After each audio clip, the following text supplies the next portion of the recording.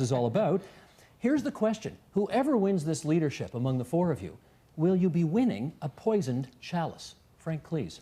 No, not at all. And I really believe at the end of this, what people will focus on is what this is really all about. Electing the leader who can, in fact, step into the role of premier. That's what this is about. And what we want to do collectively, all four of us, and the party as a whole, is to return principled and decisive leadership to the province of Ontario. You don't find this race nasty? No, not at all. Look, not particularly? Steve, it's important that we let people know where the differences are. And you know, when I challenge Tim or Randy on the issue, for example, of the Human Rights Commission, it's not a personal issue. It's a matter of saying, look, folks, my caution to the party is let's not go there. Let's not forget what the real objective is, and that's to form the next government. It's my responsibility to let the party know what I believe the right track is. Fair enough, but here's why I'm hearing, I think, so much that this is a little different. Because when Jim Flaherty ran for PC party leader, you endorsed him, right? That's right. Okay.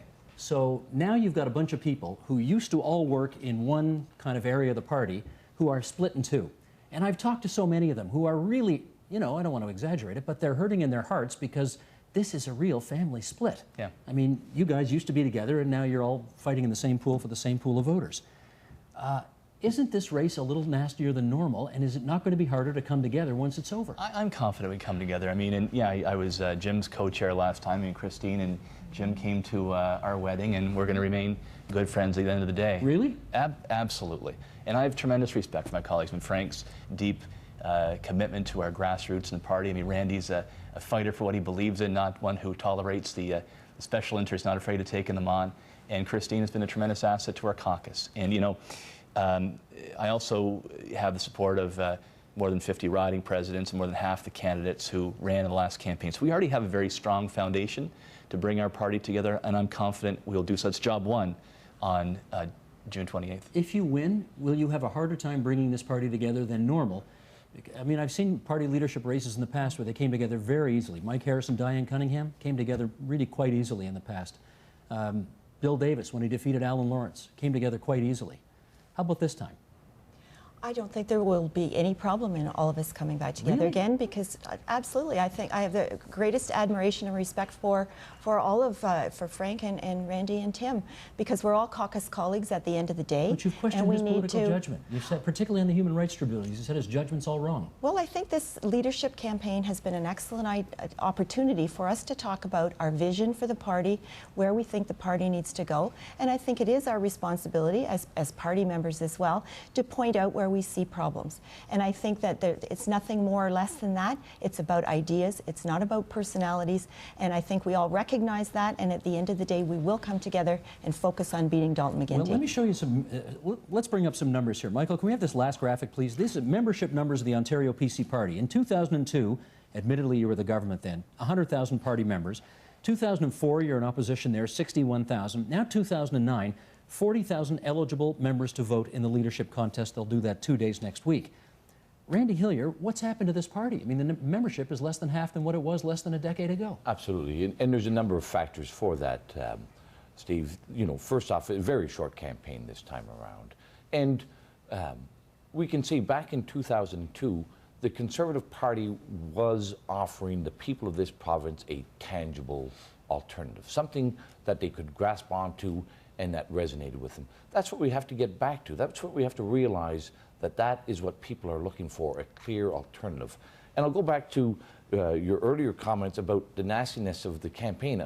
I'm glad, as you were identifying all those, there was no mention of the Randy Hillier campaign being involved in that. You guys have been lily white, no question about it. Absolutely, yeah. For such an angry too white fella, we didn't get involved in that at all. You know, listen, we are going to unify the party. This party will be unified at the end of this leadership race.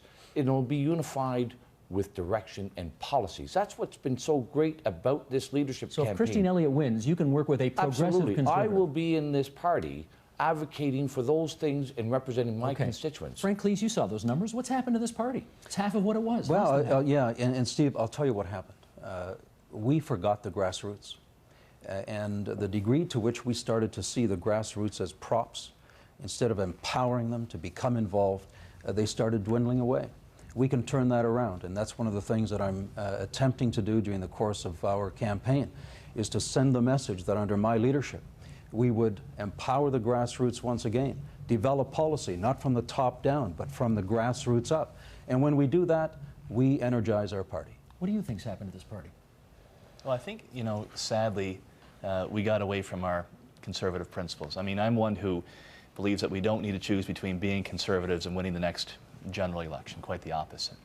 And if we stand firmly on those principles, I think not only will the 40+ thousand that are there be on board and dedicated, but we're going to bring even more on board. But let me put the history to it. There's two models out there, right? The 42-year Tory dynasty didn't last that long because it was small c conservative. It was a progressive conservative, moderate, tack left when necessary, tack right when necessary kind of government for 42 straight years.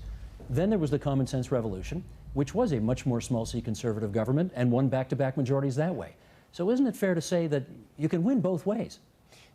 What I've seen is we win when we stand on our principles, and if we move away from them, conservative voters are notoriously dedicated to their principles, and they walk away from the party.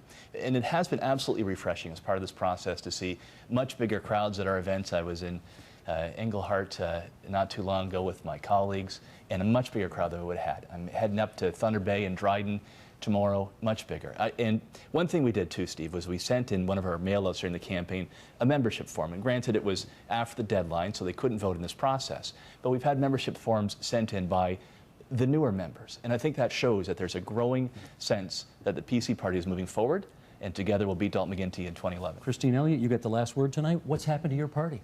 Well, I think it's a question of communication, Steve. I think that what we've focused on recently is only one aspect of our message. We have a very one-dimensional message that's out there about the economic conservatism. That is ultimately extremely important to us. That's part of our DNA as conservatives.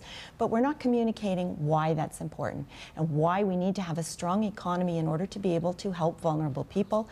And we need to be able to reach out and appeal to those values in Ontarians who share the values but are not traditional PC supporters. And until we deliver that message while sticking true to our conservative principles, we're not going to grow. And that's why I think we need to fix our message and communicate better with the people of Ontario about what we're all about. I want to thank all four of you for coming in tonight and having such a civilized debate here at TVO. Maybe a little too civilized. Anyway, we're really grateful that you could spare the time for us. We'll give everybody one more close-up. Christine Elliott, the MPP for Whitby-Oshawa. Randy Hillier, the MPP for Lanark, Frontenac, Lennox, and Addington. Tim Hudak, the MPP for Niagara-Glanbrook. Frank Cleese, the MPP for Newmarket, Aurora. As they say, conservative supporters, vote early, vote often. Get out there and good luck to all of you on the 27th. Thank you. Thank you very much. Now, for more information about tonight's guests and to continue the debate online, please visit us at tvo.org/theagenda. Tonight's program was produced by Erica Balch.